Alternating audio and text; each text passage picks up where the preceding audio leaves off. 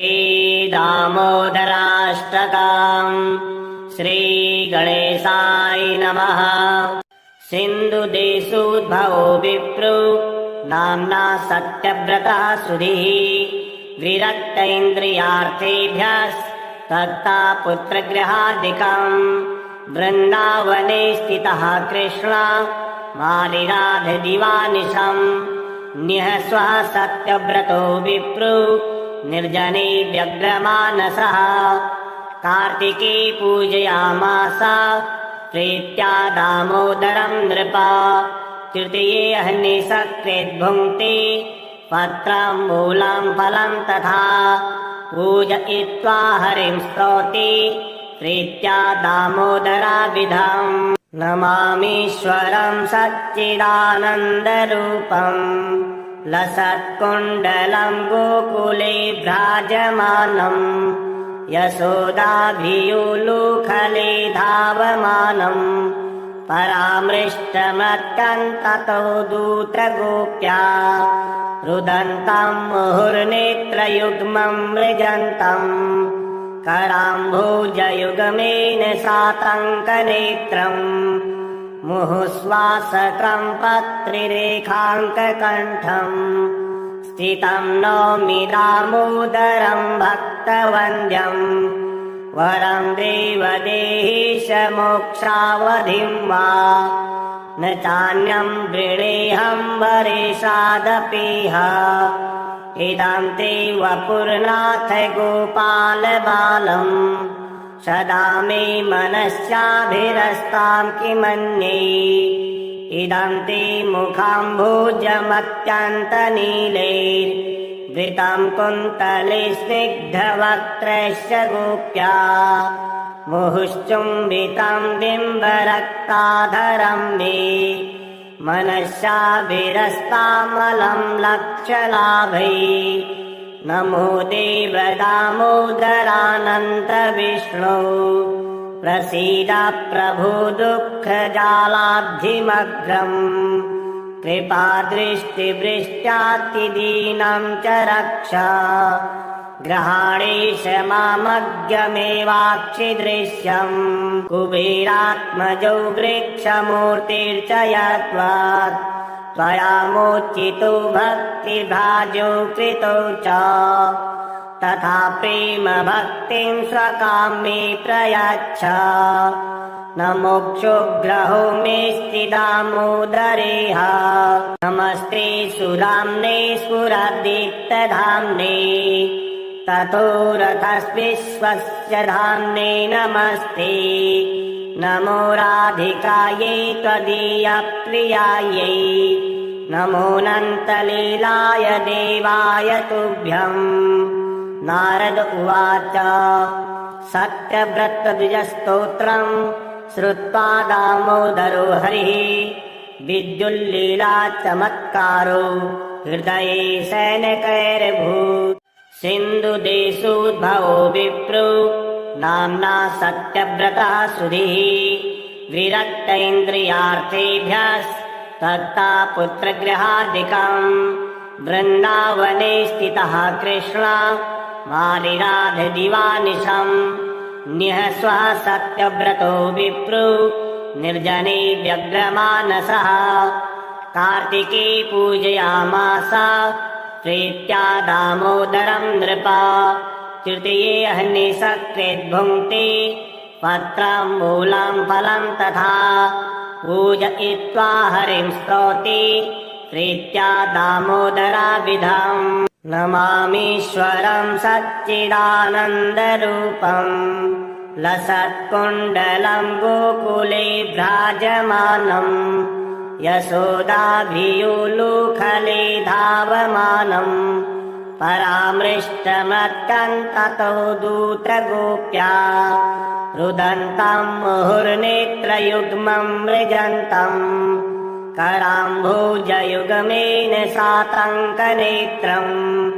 मुहुश्वासकं पत्रिरेखाङ्ककण्ठम्। स्थितं नौमि दामोदरं भक्तवन्द्यम्।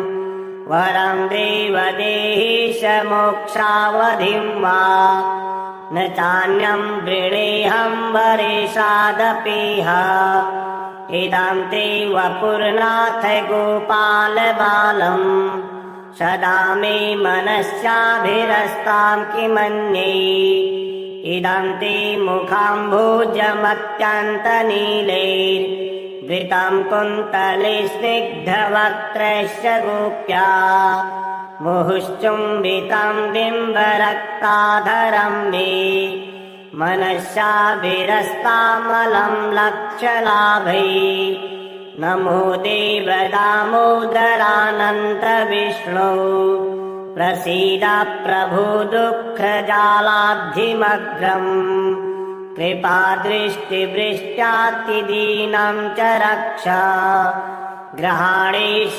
मामज्ञमेवाक्षिदृश्यम् कुबेरात्मजो वृक्षमूर्तिर्च यत्त्वात् त्वया मोचितो भक्तिभाजो कृतो च तथा प्रेम भक्तिं स्वकां मे प्रयच्छ न मोक्षोग्रहो मेऽस्ति दामोदरेह नमस्ते सुराम्ने स्फुरदीप्तधाम्ने ततो रथस्विश्वस्य धाम्ने नमस्ते नमो राधिकायै त्वदीयप्रियायै नमोऽनन्तलीलाय देवाय तुभ्यम् नारद उवाच सत्यव्रतद्विजस्तोत्रम् श्रुत्वा दामोदरो हरिः विद्युल्लीला चमत्कारो हृदये सैनिकैर्भूत् सिन्धुदेशोद्भवो विप्रो नाम्ना सत्यव्रतः सुधीः विरक्त इन्द्रियार्थेभ्यस्तत्ता पुत्रगृहादिकम् वृन्दावने स्थितः कृष्ण मालिराधदिवानिशम् निःस्वः सत्यव्रतो विप्रो निर्जने व्यग्रमानसः कार्तिके पूजयामास प्रीत्या दामोदरं नृपा तृतीये अह्निसकृद्भुङ्क्ते पत्रं मूलं फलं तथा पूजयित्वा हरिं स्तौति प्रीत्या दामोदराभिधम् नमामीश्वरं सच्चिदानन्दरूपम् लसत्कुण्डलं गोकुले भ्राजमानम् यशोदाभियोलुखले धावमानम् परामृष्टमत्यन्ततो दूतगोप्या रुदन्तं मुहुर्नेत्रयुग्मं मृजन्तम् कराम्भोजयुगमेन सातङ्कनेत्रम् मुहुश्वासकं पत्रिरेखाङ्ककण्ठम् स्थितं नौमि दामोदरं भक्तवन्द्यम् वरं देवदेहीश मोक्षावधिं वा न चान्यं वृणेऽहं वरेशादपीह इदं ते वपुर्नाथ गोपालबालम् सदा मे मनस्याभिरस्तां किमन्ये इदं ते मुखाम्भोजमत्यन्तनीलैर्वृतं कुन्तले स्निग्धवक्त्रश्च गोप्या मुहुश्चुम्बितं बिम्बरक्ताधरं मे मनस्याभिरस्तामलं लक्ष्यलाभै नमो देव दामोदरानन्त विष्णो प्रसीद प्रभो दुःखजालाब्धिमग्रम् कृपादृष्टिवृष्ट्यातिदीनं च रक्ष ग्रहाणेश मामज्ञमेवाक्षिदृश्यम् कुबेरात्मजो वृक्षमूर्तिर्च यत्त्वात् त्वया मोचितो भक्तिभाजो कृतो च तथा प्रेम भक्तिं स्वकां मे प्रयच्छ न मोक्षोग्रहो मेऽस्ति दामोदरेह नमस्ते सुराम्ने स्फुरदीप्तधाम्ने ततो रथस्विश्वस्य धाम्ने नमस्ते नमो राधिकायै त्वदीयप्रियायै नमोऽनन्तलीलाय देवाय तुभ्यम् नारद उवाच सत्यव्रतद्विजस्तोत्रम् श्रुत्वा दामोदरो हरिः विद्युल्लीला चमत्कारो हृदये सैनिकैरभूत् सिन्धुदेशोद्भवो विप्रो नाम्ना सत्यव्रतः सुधीः विरक्तेन्द्रियार्थेभ्यस्तत्ता पुत्रगृहादिकम् वृन्दावने स्थितः कृष्ण मालिराधदिवानिशम् निःस्वः सत्यव्रतो विप्रो निर्जने व्यग्रमानसः कार्तिके पूजयामास प्रीत्या दामोदरम् नृपा तृतीये अह्निसकृद्भुङ्क्ते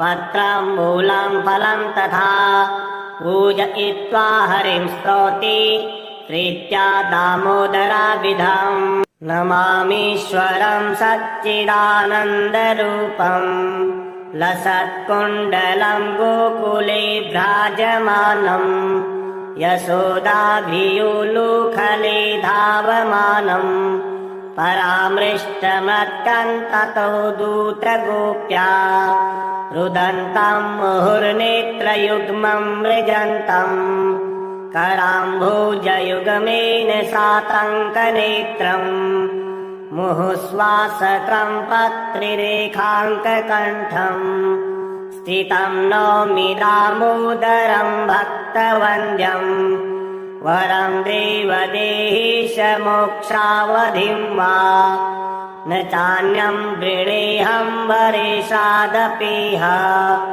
इदम् ते वपुर्नाथ गोपालबालम् सदा मे मनस्याभिरस्ताम् किमन्ये इदम् ते मुखाम्भोजमत्यन्तनीलैर्वृतम् कुन्तले स्निग्धवक्त्रश्च गोप्या मुहुश्चुम्बितम् बिम्बरक्ताधरम् मे मनस्याभिरस्तामलम् लक्ष्यलाभै नमो देव दामोदरानन्त विष्णो प्रसीद प्रभो दुःखजालाब्धिमग्रम् कृपादृष्टिवृष्ट्यातिदीनम् च रक्ष ग्रहाणेश मामज्ञमेवाक्षिदृश्यम् कुबेरात्मजो वृक्षमूर्तिर्च यत्त्वात् त्वया मोचितो भक्तिभाजो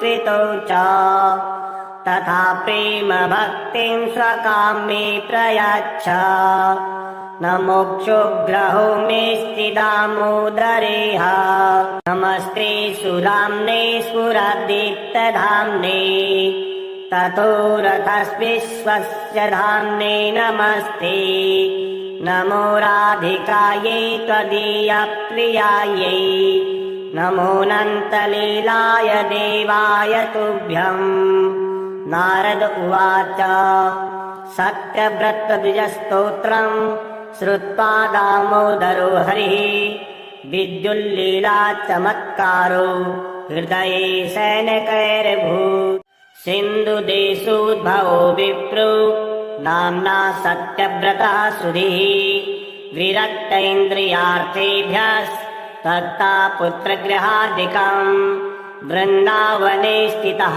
कृष्ण मालिराधदिवानिशम् निःस्वः सत्यव्रतो विप्रो निर्जने व्यग्रमानसः कार्तिके पूजयामास प्रीत्या दामोदरम् नृपा तृतीये अह्निसकृद्भुङ्क्ते पत्रम् मूलम् फलम् तथा पूजयित्वा हरिं स्तौति प्रीत्या दामोदराभिधम् नमामीश्वरम् सच्चिदानन्दरूपम् लसत्कुण्डलम् गोकुले भ्राजमानम् यशोदाभियुलुखले धावमानम् परामृष्टमत्यम् ततो दूतगोप्या रुदन्तम् मुहुर्नेत्रयुग्मम् मृजन्तम् कराम्भोजयुगमेन सातङ्कनेत्रम् मुहुश्वासकम् पत्रिरेखाङ्ककण्ठम् स्थितं नौमि दामोदरं भक्तवन्द्यं वरं देवदेहीश मोक्षावधिं वा न चान्यं वृणेऽहं वरेशादपीह इदं ते वपुर्नाथ गोपालबालम् सदा मे मनस्याभिरस्तां किमन्ये इदं ते मुखाम्भोजमत्यन्तनीलैर्वृतं कुन्तले स्निग्धवक्त्रश्च गोप्या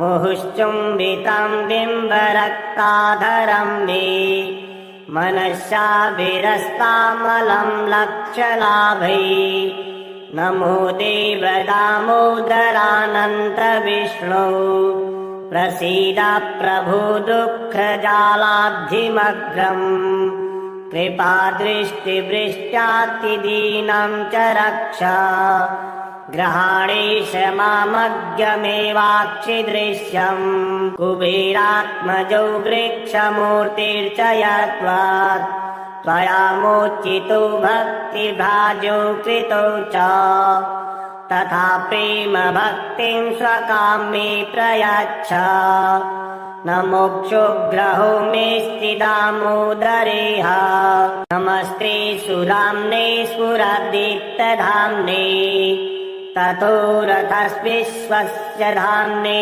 नमस्ते नमो राधिकायै त्वदीयप्रियायै नमोऽनन्तलीलाय देवाय तुभ्यम् नारद उवाच सत्यव्रतद्विजस्तोत्रम् श्रुत्वा दामोदरो हरिः विद्युल्लीला चमत्कारो हृदये सैनिकैरभूत् सिन्धुदेशोद्भवो विप्रो नाम्ना सत्यव्रतः सुधीः विरक्तेन्द्रियार्थेभ्यस्तत्ता पुत्रगृहादिकम् वृन्दावने स्थितः कृष्ण मालिराधदिवानिशम् निःस्वः सत्यव्रतो विप्रो निर्जने व्यग्रमानसः कार्तिके पूजयामास प्रीत्या दामोदरं नृपा तृतीये अह्निसकृद्भुङ्क्ते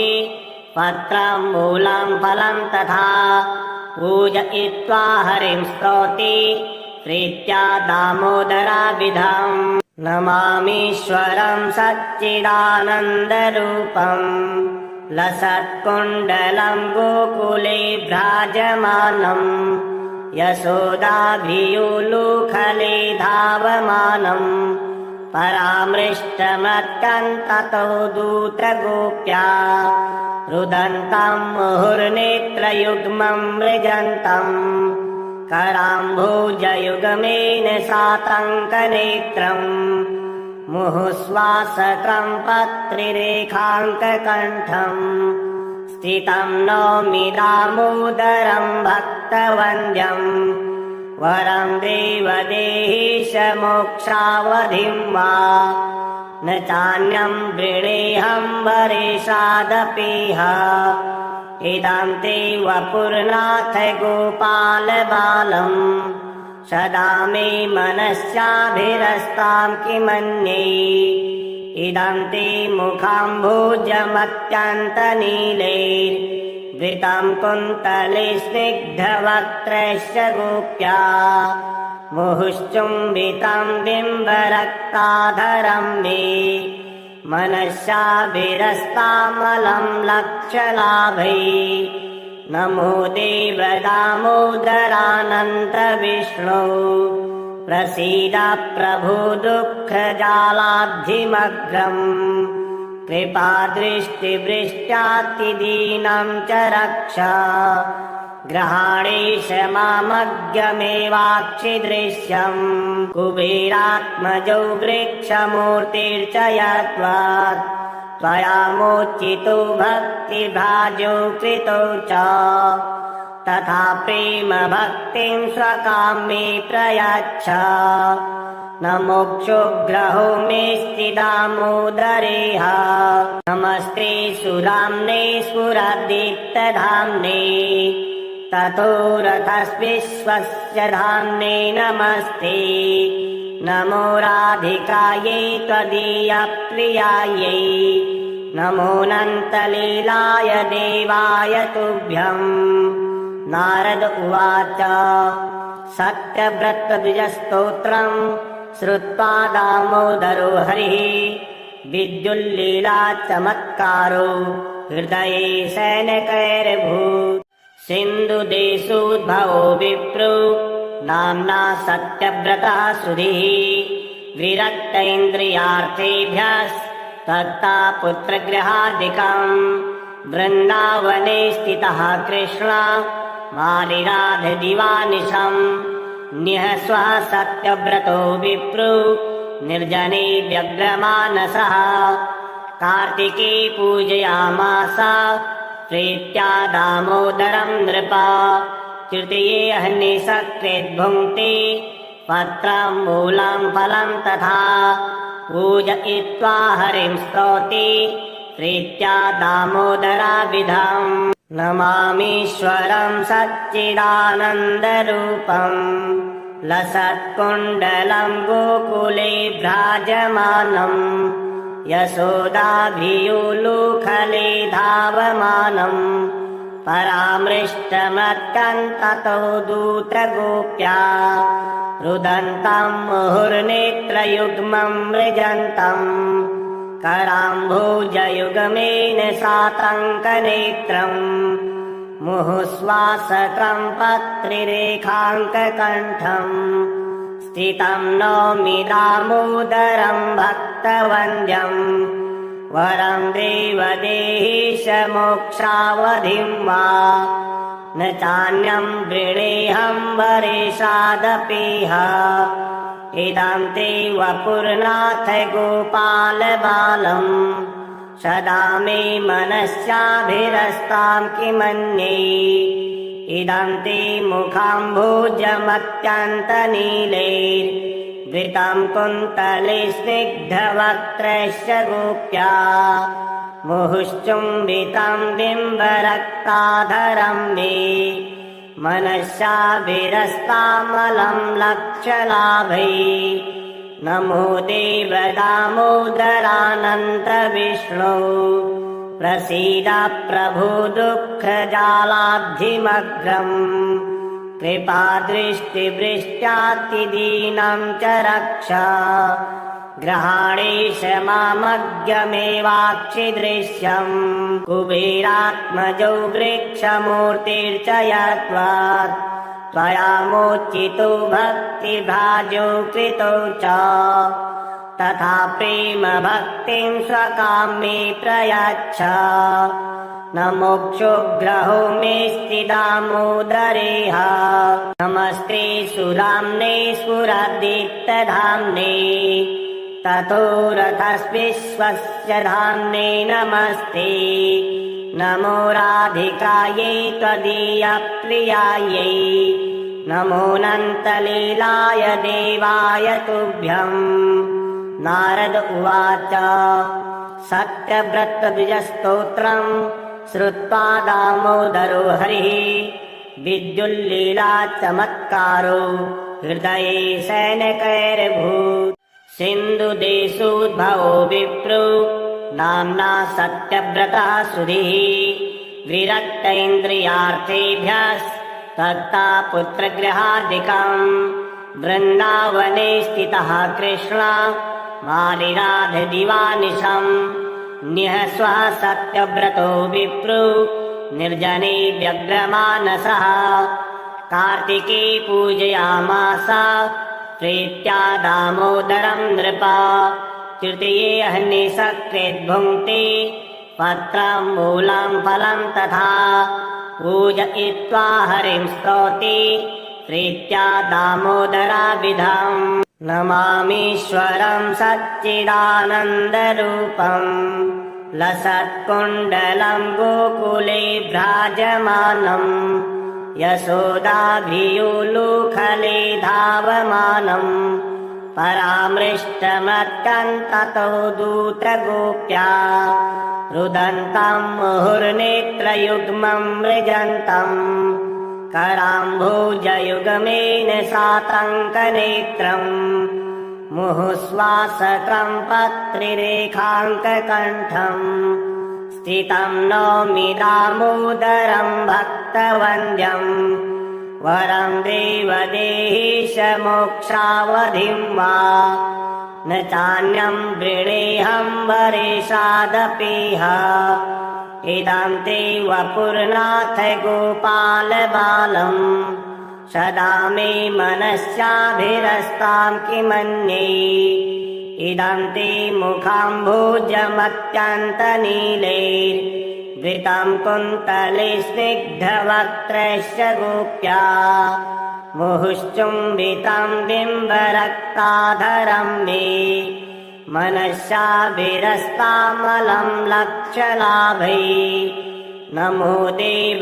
दामोदरानन्त विष्णो प्रसीद प्रभो दुःखजालाब्धिमग्रम् कृपादृष्टिवृष्ट्यातिदीनं च रक्ष ग्रहाणेश मामज्ञमेवाक्षिदृश्यम् कुबेरात्मजौ वृक्षमूर्तिर्च यत्त्वात् त्वया मोचितो भक्तिभाजो कृतो च तथा प्रेम भक्तिं स्वकाम्ये प्रयच्छ न मोक्षोग्रहो मेऽस्ति दामोदरेह नमस्ते सुधाम्ने स्फुरदीप्तधाम्ने ततो रथस्विश्वस्य धाम्ने नमस्ते नमो राधिकायै त्वदीयप्रियायै नमोऽनन्तलीलाय देवाय तुभ्यम्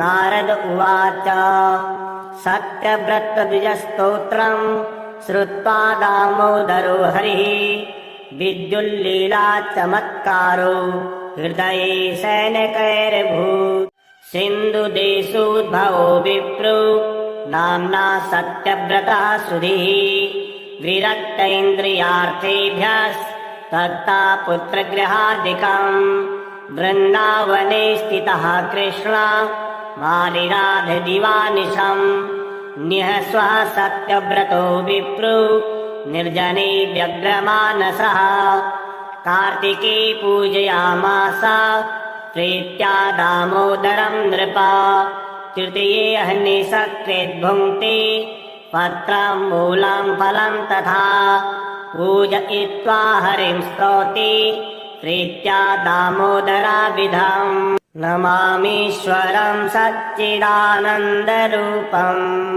लसत्कुण्डलं गोकुले भ्राजमानम् यशोदाभियोलुखले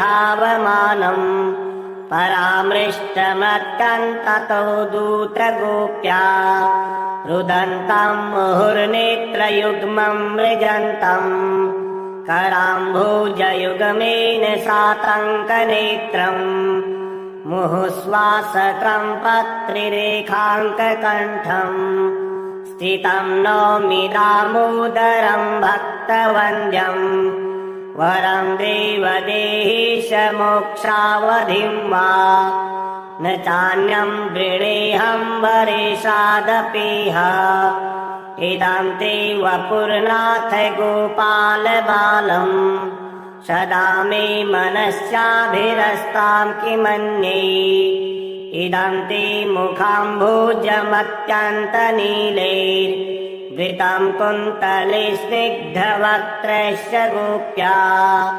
मुहुश्चुम्बितं बिम्बरक्ताधरं मे मनस्याभिरस्तामलं लक्ष्यलाभै नमो देव दामोदरानन्त विष्णो प्रसीद प्रभो दुःखजालाब्धिमग्रम् कृपादृष्टिवृष्ट्यातिदीनं च रक्ष ग्रहाणेश मामज्ञमेवाक्षिदृश्यम् कुबेरात्मजौ वृक्षमूर्तिर्च यत्त्वात् त्वया मोचितो भक्तिभाजो कृतो च तथा प्रेम भक्तिं स्वकाम्ये प्रयच्छ न मोक्षोग्रहो मेऽस्ति दामोदरेह नमस्ते सुधाम्ने स्फुरदीप्तधाम्ने ततो रथस्विश्वस्य धाम्ने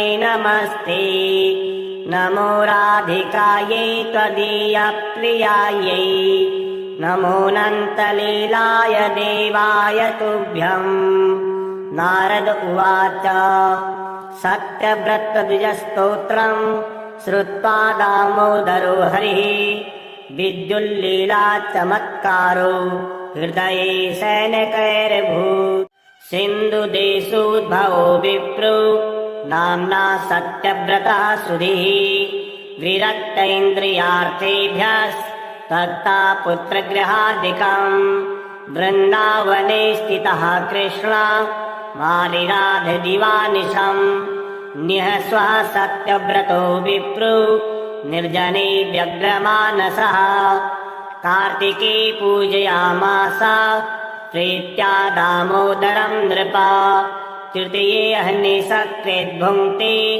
पत्रं मूलं फलं तथा पूजयित्वा हरिं स्तौति प्रीत्या दामोदराविधम् नमामीश्वरं सच्चिदानन्दरूपम् लसत्कुण्डलं गोकुले भ्राजमानम् यशोदाभियुलुखले धावमानम् परामृष्टमत्यन्ततो दूतगोप्या रुदन्तं मुहुर्नेत्रयुग्मं मृजन्तम् कराम्भोजयुगमेन सातङ्कनेत्रम् मुहुश्वासकं पत्रिरेखाङ्ककण्ठम् स्थितं नौमि दामोदरं भक्तवन्द्यम् वरं देवदेहीश मोक्षावधिं वा न चान्यं वृणेऽहं वरेशादपीह इदं ते वपुर्नाथ गोपालबालम् सदा मे मनस्याभिरस्तां किमन्ये इदं ते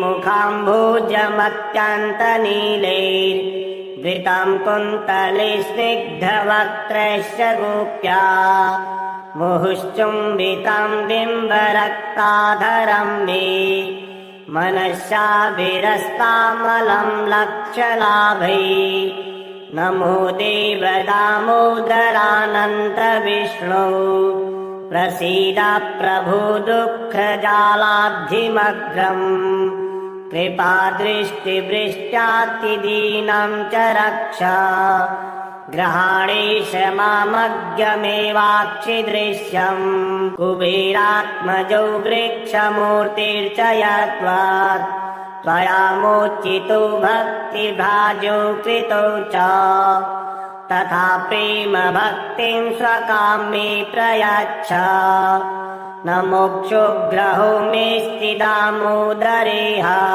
नमस्ते सुधाम्ने स्फुरदीप्तधाम्ने ततो रथस्विश्वस्य धाम्ने नमस्ते नमो राधिकायै त्वदीयप्रियायै नमोऽनन्तलीलाय देवाय तुभ्यम् नारद उवाच सत्यव्रतद्विजस्तोत्रम् श्रुत्वा दामोदरो हरिः विद्युल्लीला चमत्कारो हृदये सैनिकैरभूत् सिन्धुदेशोद्भवो विप्रो नाम्ना सत्यव्रतः सुधीः विरक्तेन्द्रियार्थेभ्यस्तत्ता पुत्रगृहादिकम् वृन्दावने स्थितः कृष्ण मालिराधदिवानिशम् निःस्वः सत्यव्रतो विप्रो निर्जने व्यग्रमानसः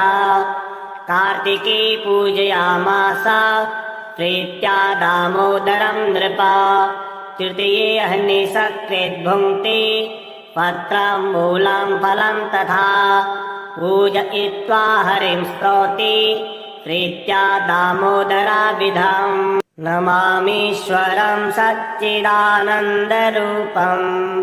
लसत्कुण्डलं गोकुले भ्राजमानम् यशोदाभियुलुखले धावमानम् परामृष्टमत्यन्ततो दूतगोप्या रुदन्तं मुहुर्नेत्रयुग्मं मृजन्तम् कराम्भोजयुगमेन सातङ्कनेत्रम् मुहुश्वासकं पत्रिरेखाङ्ककण्ठम् स्थितं नौमि दामोदरं भक्तवन्द्यम् वरं देवदेहीश मोक्षावधिं वा न चान्यं वृणेऽहं वरेशादपीह इदं ते वपुर्नाथ गोपालबालम् सदा मे मनस्याभिरस्तां किमन्ये इदं ते मुखाम्भोजमत्यन्तनीलैर्वृतं कुन्तले स्निग्धवक्त्रस्य गोप्या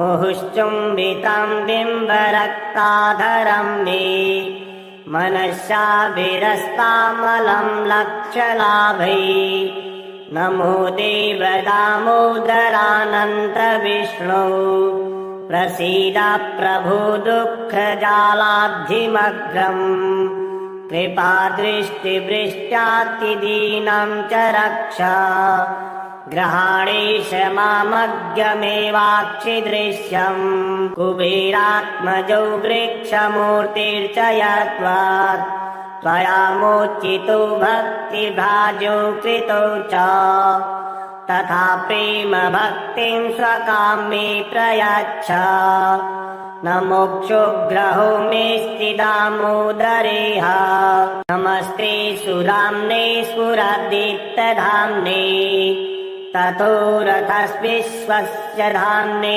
नमस्ते नमो राधिकायै त्वदीयप्रियायै नमोऽनन्तलीलाय देवाय तुभ्यम् नारद उवाच सत्यव्रतद्विजस्तोत्रम् श्रुत्वा दामोदरो हरिः विद्युल्लीला चमत्कारो हृदये शयनकैर्भूत् सिन्धुदेशोद्भवो विप्रो नाम्ना सत्यव्रतः सुधीः विरक्त इन्द्रियार्थेभ्यस्तत्ता पुत्रगृहादिकम् वृन्दावने स्थितः कृष्ण मालिराधदिवानिशम् निःस्वः सत्यव्रतो विप्रो निर्जने व्यग्रमानसः कार्तिके पूजयामास प्रीत्या दामोदरं नृप तृतीये अह्निसकृद्भुङ्क्ते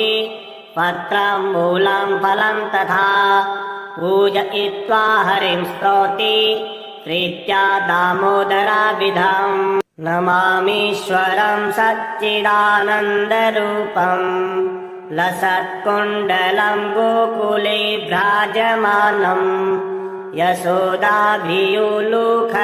धावमानम् परामृष्टमत्यन्ततो दूतगोप्या रुदन्तं मुहुर्नेत्रयुग्मं मृजन्तम् कराम्भोजयुगमेन सातङ्कनेत्रम् मुहुश्वासकं पत्रिरेखाङ्ककण्ठम् स्थितं नौमि दामोदरं भक्तवन्द्यम् वरं देवदेहीश मोक्षावधिं वा न चान्यं वृणेऽहं वरेशादपीह इदं ते वपुर्नाथ गोपालबालम् सदा मे मनस्याभिरस्तां किमन्ये इदं ते मुखाम्भोजमत्यन्तनीलैर्वृतं कुन्तले स्निग्धवक्त्रस्य गोप्या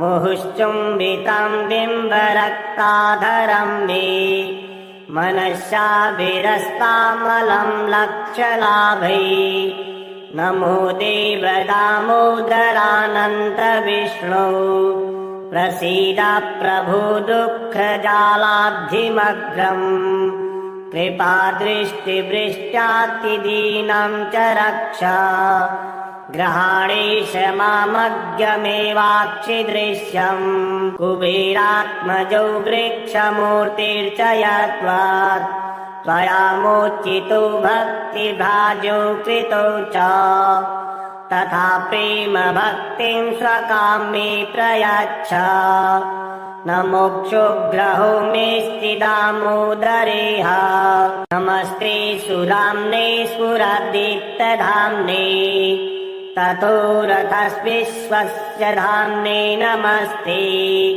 नमो राधिकायै त्वदीयप्रियायै नमोऽनन्तलीलाय देवाय तुभ्यम् नारद उवाच सत्यव्रतद्विजस्तोत्रम् श्रुत्वा दामोदरो हरिः विद्युल्लीला चमत्कारो हृदये शयनकैरभूत्।